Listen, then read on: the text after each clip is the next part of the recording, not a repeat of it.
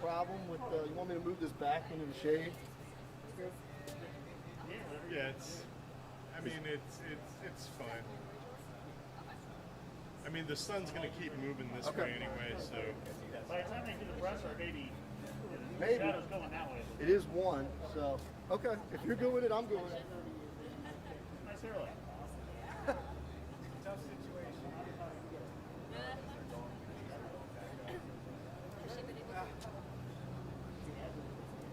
Yo. Okay. Not too bad. Yeah. Good for you.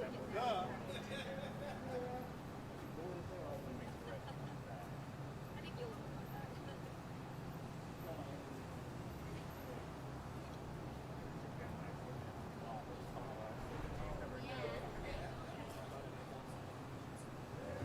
Hello?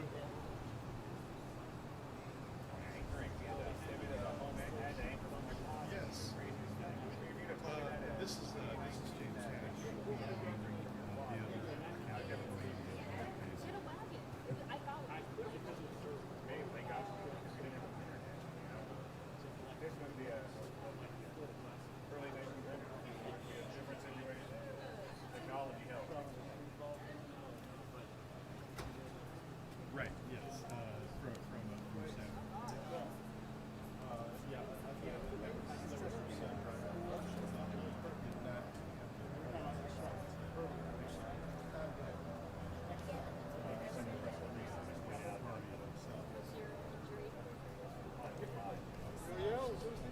sounds fun.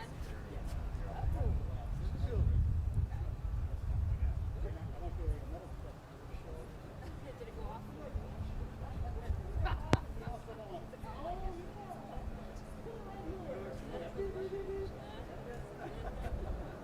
Goodness. You should look into getting a wagon for other Oh. Oh my gosh, it changed my life. Yeah. Yeah. Yeah. Yeah, I have the little blue, like the wagon. Yeah, the canvas. Oh my gosh, it's the best. Yeah. I don't know why I waited so long. Yeah. Yeah.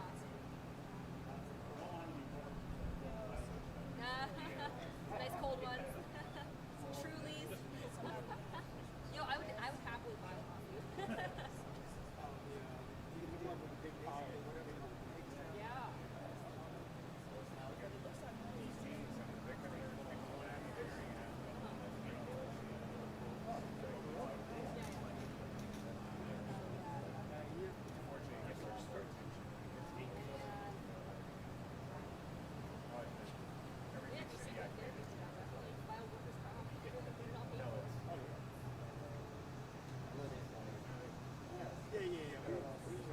This has been top of the discussion.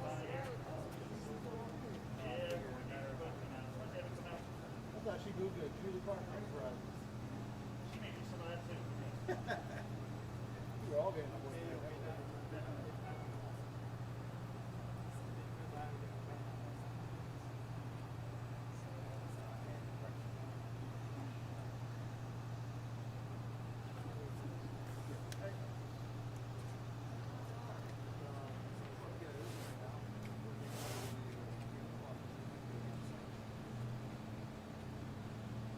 Oh, yeah. I know, the client was telling me that she was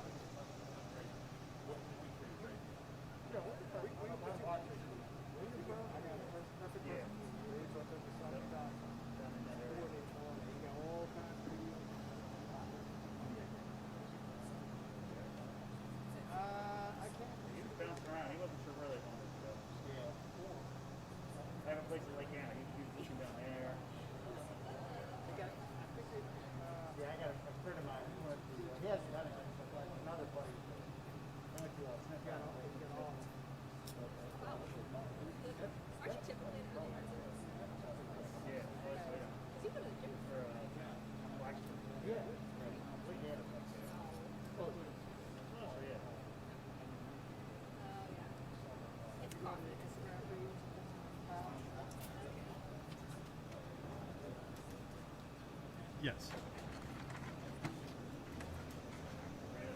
Oh, this is a medical.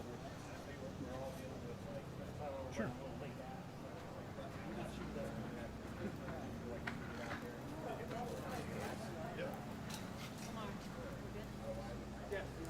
Yeah, we can sit back. It's good. It's ready to go. It's been tested. Yep.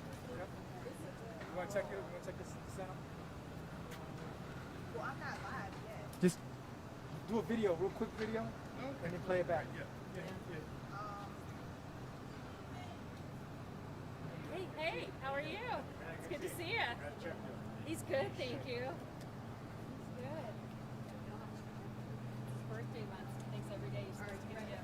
1, 2, 3, 4, 5, 6, 7, 8, 9, 10, 11, 12, 13, 14, 15. Thanks for coming out. Thanks for coming out like so far. Play it back. You gotta take the cord out here. Yeah.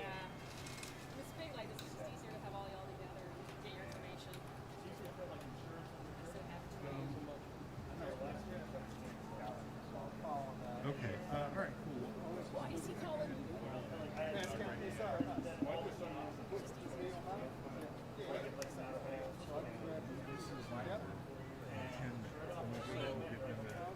You've been on both sides.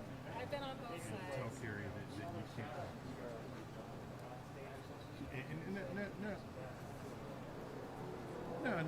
No. It's okay because she was supposed to take care of this like a year ago, and she clearly didn't. So I'm just gonna make it. It was so weird. I was like, get the insurance. I wanted to transition, then all of a sudden, started up the put it up here. I was like, great. Okay. All right. Well, I guess it's good. Is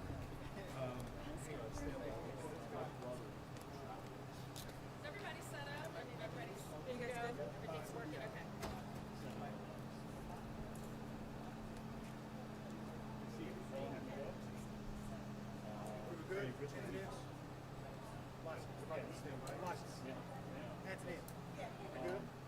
Yeah, I'm not live. No, it's fine. I just want to see the sound.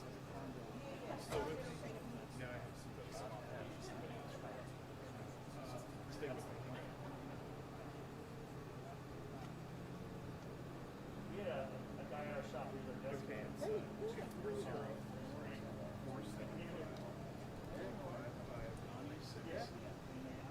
So he was buying an island. He was trying to buy an island. There was a couple like lofty piles of rock off the coast. And he was looking at different ones. He wanted to buy one of them.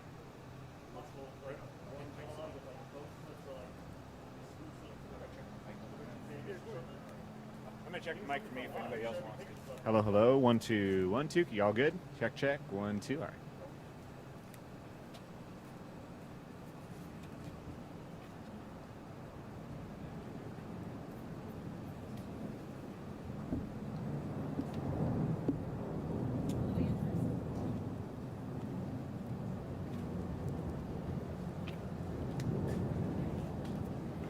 Good afternoon, everyone. My name is Julie Wright, and I am the Director of the Media Relations Division for Prince George's County Police Department.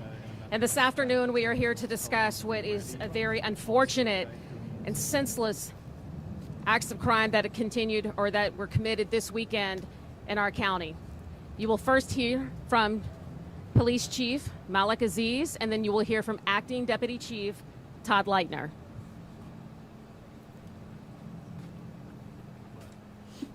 Good afternoon. I want to talk about some of the violence that happened over this past weekend out here in Prince George's County. But first, I want to extend my condolences and prayers to the families who lost some people this weekend, some family members this weekend. And we know how tough that can be. As they grieve, the Prince George's County Police Department family grieves also. And it's been this summer as we kicked off the summer crime initiatives. And we know during the summer across the nation in Prince George's County being no different, crime rises during the summer. And therefore homicides do increase. One homicide is one too many for us. So we seek to, the first thing is to try to prevent them. But when we don't, the second thing is to investigate them properly and bring the people responsible to justice. I feel that the Prince George's County Police Department, the Criminal Investigations Division, is one of the best homicide units in the nation.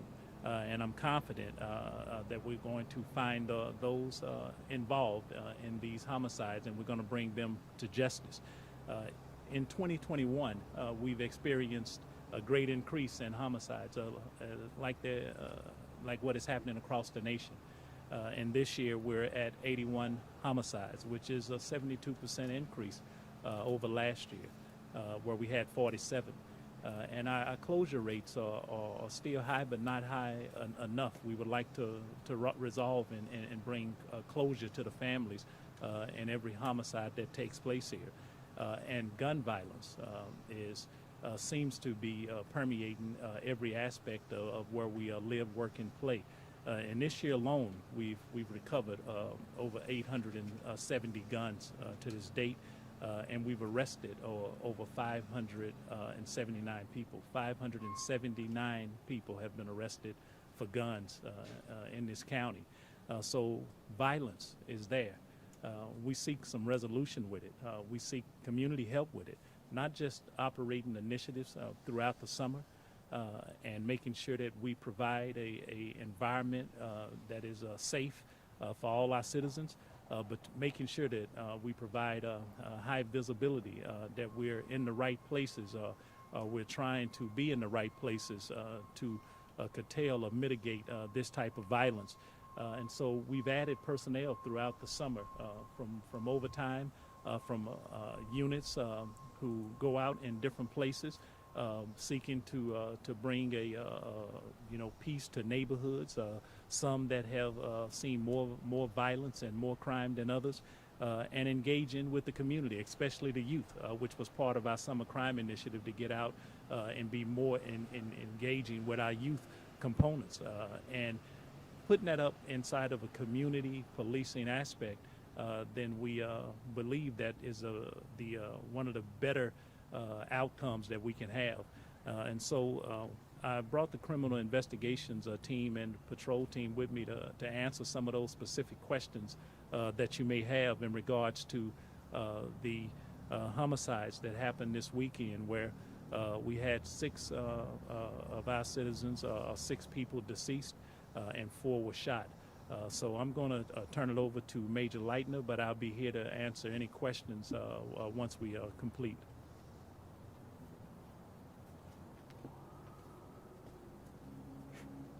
All right. I'm Major Leitner. I will be going over the 4 incidents we had starting Friday evening that's carried over into Sunday evening this weekend.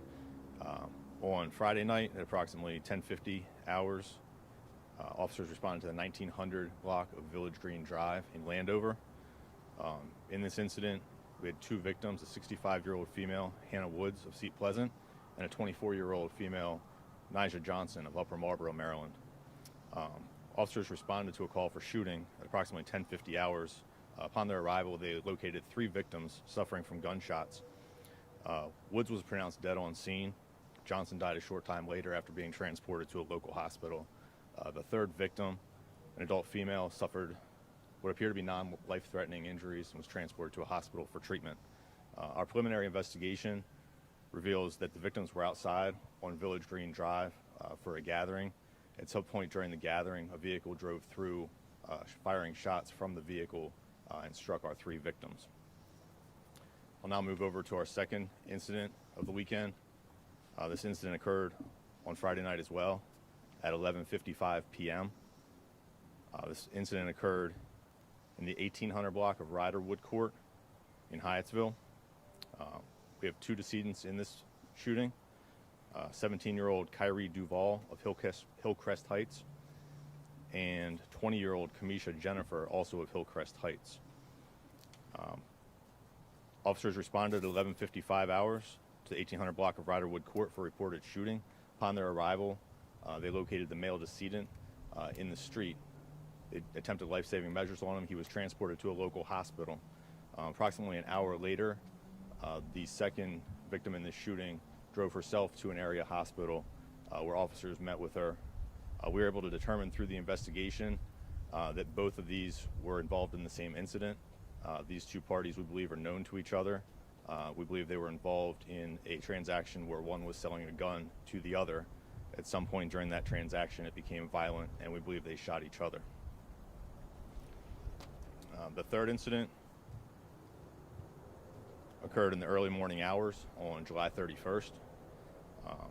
Our victim in this case is 44-year-old Angel Olivares of Capitol Heights. At approximately 3:20 hours, patrol officers responded to the 6700 block of 22nd Place in Lewisdale. Upon their arrival, they located a van that had crashed in the street. Our victim in this case was the driver of that van and was suffering from apparent gunshot wounds. Two additional victims were also located that had been shot. At this time, we believe both are suffering from non-life-threatening injuries. Detectives are working in this case to establish suspects and a motive. And the last case we'll be talking about occurred last evening, Sunday night on August 1st at approximately 7:50 p.m. in the 6600 block of Northam Road in Temple Hills. Our victim in this case is a 16-year-old juvenile from Temple Hills. Officers arrived on the street. They located the victim outside, suffering from gunshot wounds. He was pronounced dead on scene. A second victim was found suffering from non-life-threatening gunshot wounds. He was taken to a local area hospital and treated for his injuries. Again, detectives are working to establish suspects and a motive in this case. Any questions? Yeah, on any of these cases, are they all people who know each other, or do we have some people here who are not believed to have been targeted? Okay. So at this time, all four of these cases we believe are isolated. The one case that occurred in Hyattsville, we know the two parties are known to each other. The other, we're still early in the investigative stages. We don't know if they're known to each other, if it's strangers.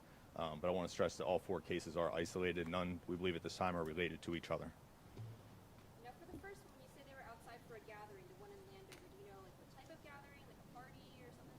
No, this was Friday night. It was nice weather. I believe people were just out enjoying the weather. We don't know for sure if there was a specific type of gathering. Sorry to make sure on that one too, you don't know if they were targeted. At this time, we're still early. We're 48 hours into the investigation. We don't have any information to that. And is it unusual to have this many women killed in shootings? It's usually just guys. Seen a trend these days? I wouldn't call it a trend. It is unusual. It's troubling to us. We don't know if these women were targeted. Like we said, they were just outside. We don't know if they were targeted or if our suspects were just shooting indiscriminately into the people that were outside. But it is troubling to us. In the area of evidence, do you have any videos for any of these, anything that are giving you some sort of direction to go in? So we are working to gather that intelligence. We do try to get ring cameras, cameras from traffic lights, cameras from witnesses, any kind of video we can get. We're still gathering that evidence right now and going through it and determining what's of value to us. Do any of these incidents over the weekend dovetail with summer initiative areas? And perhaps it would be, Chief, it's easy to talk about how these initiatives may or may not be impacting what's going on in these locations. The Summer Crime Initiative is a county-wide initiative, although we were focused on several areas. And one area in here was in the Summer Crime Initiative area. We did have officers who were very close. In all these instances, officers were very close. You can't predict where violence will occur, but we have the knowledge and the privilege of knowing what has happened in the past to give us some type of predictive analysis for the future. So in the Summer Crime Initiative, we put those places in there for a reason, and we were very close. Unfortunately, we're not close enough to prevent a few of these from occurring. But the Summer Crime Initiative is doing exactly what we intended for it to do, to make a higher presence and to mitigate this type of violence. And no one wants to have homicidal violence in the county where we live and where we're working and where our children are playing. But we're out there, and we've been highly visible, as I said before, and we're concentrating on those areas in particular. But in one area out of these incidents, it was in that location.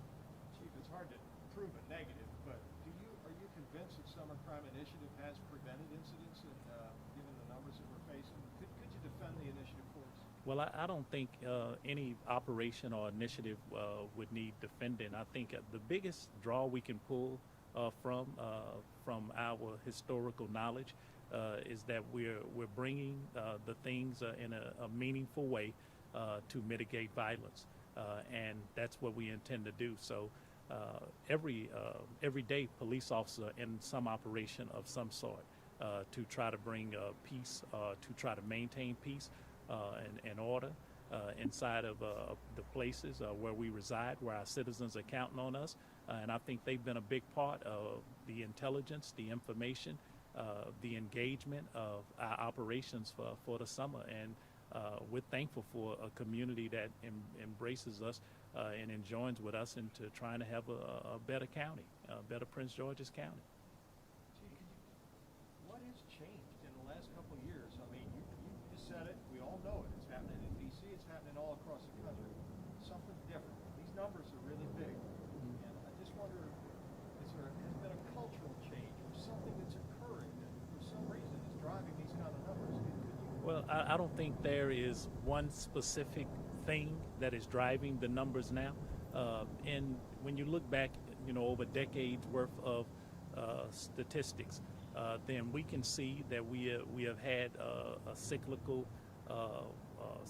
violence to take place. And I don't know if we're in another cycle of violence or not. I know it's high for the times, and it has escalated in the past few years, should I say, in the past 6 or 7 years that we've seen an increase. And it's probably, it'll take many criminologists who analyze this data to come up with something more, but the pandemic certainly is one. The social environment, economic status, socioeconomic circumstances. I think there's enough, inputs to go around for everyone involved in it for us to come up with the recipe for disaster that we're seeing across the nation now when it comes to violence and especially gun violence. Chief, you talked to the need of overtime and using that for your officers. Do you have enough officers? Are you adequately staffed? We hear what DC is saying, that they're a couple hundred officers understaffed. How are you? Well, we are understaffed in Prince George's County, so I say that not to make any excuses.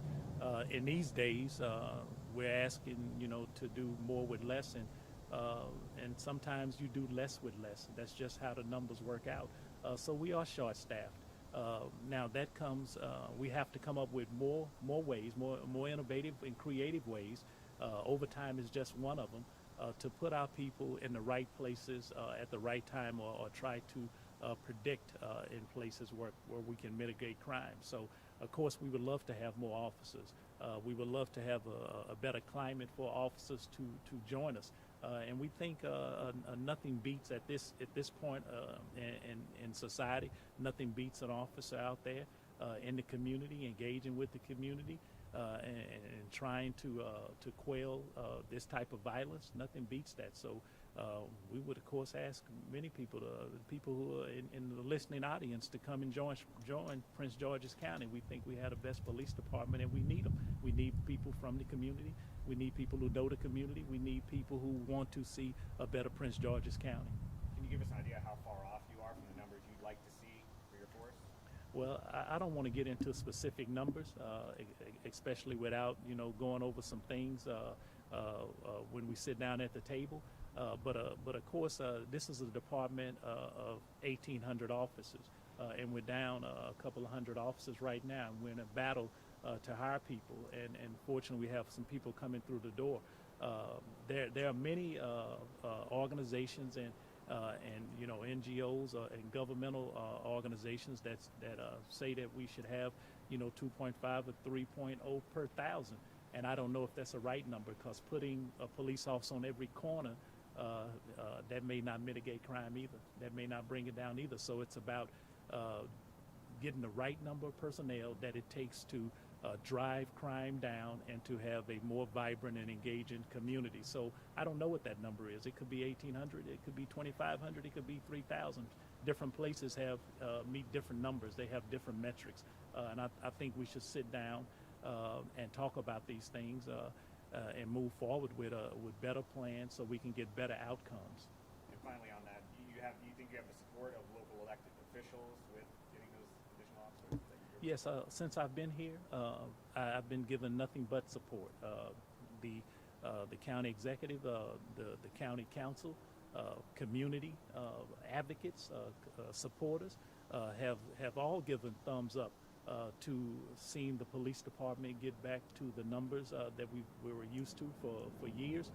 They've also engaged in meaningful conversation for us to actually move forward with a better package, more robust package for people to come join us, for people who see this as a viable career.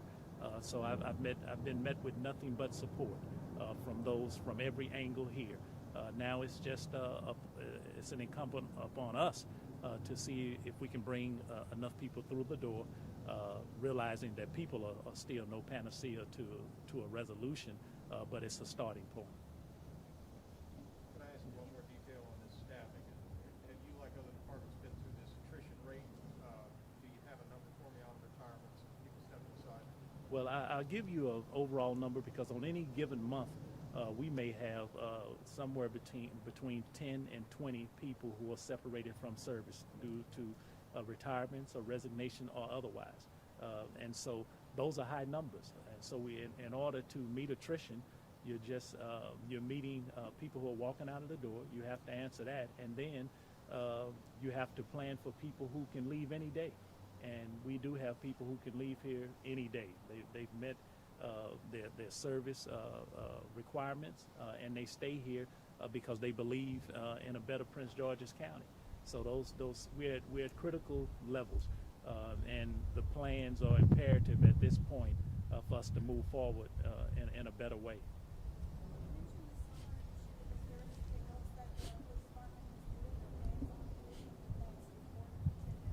Well, when I talk about we're not in this alone. I think that we have there's an idea or this notion that the police department do things alone, and we're one cog, in the wheel. We're one cog in this machine. It's a criminal justice system, or it's a criminal legal system, and that means everyone has a part to play, right down to our community engaging. For us having things for our youth, for the engagement of seniors, for police officers to be highly visible, for us being in the right places or trying to be in the right places at the right time, for us to apprehend suspects and bring them into to enforce the law so that they can meet justice. There are so many things that we have to bring into it, and so many cogs inside this machine. That we realize we're not alone. And so I don't want to get up here and give a belief that the police are the panacea to resolving all crime issues, when we're one part, and we intend to play our position and do our part for the citizens that we serve.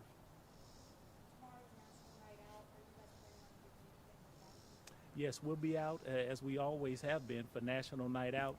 The list is growing, and I'll be at several places. So will my team, and many officers will be out at as many locations as we can to show our engagement with the community is one that is lasting, and we're strengthened by National Night Out.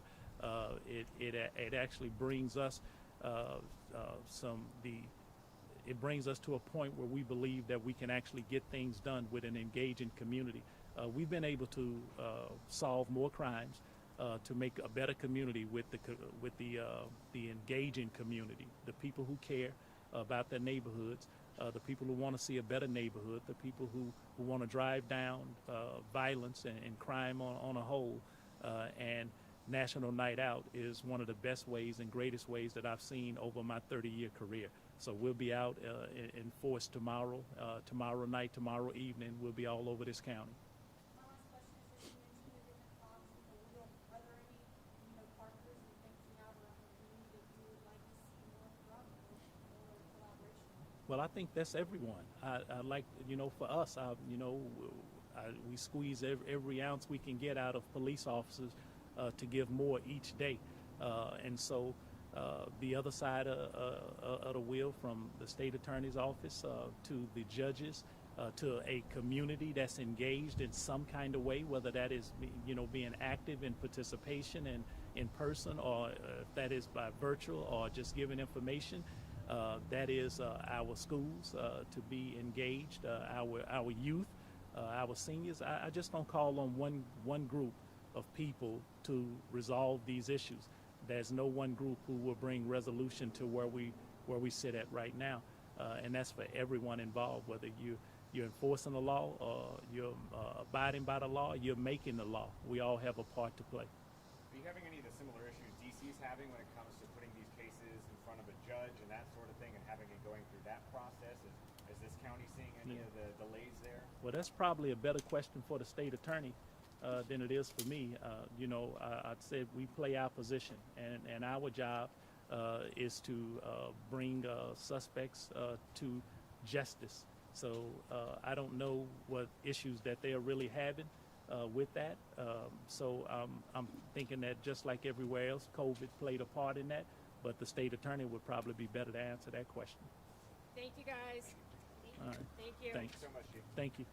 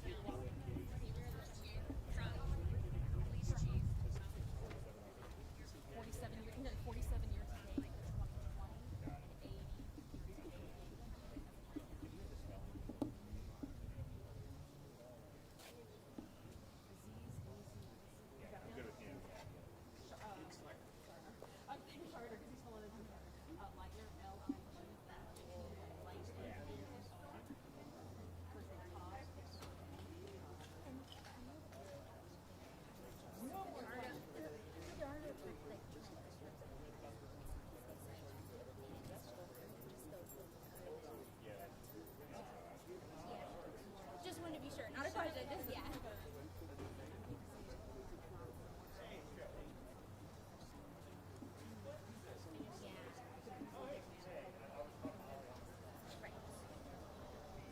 I guess how I understood it, so that they don't have any like Like you said, it's isolated. Yeah, they're isolated. Just want to be sure on that. Thank you so much. Don't ruin her. Was this live? Was this live on not out in Facebook? the Okay, thank you so much. take care of yourself. Tell everybody I said hi. You got it, we'll do.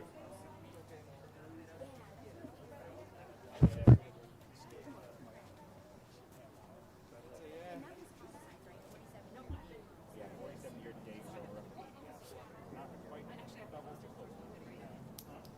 See you again, take care.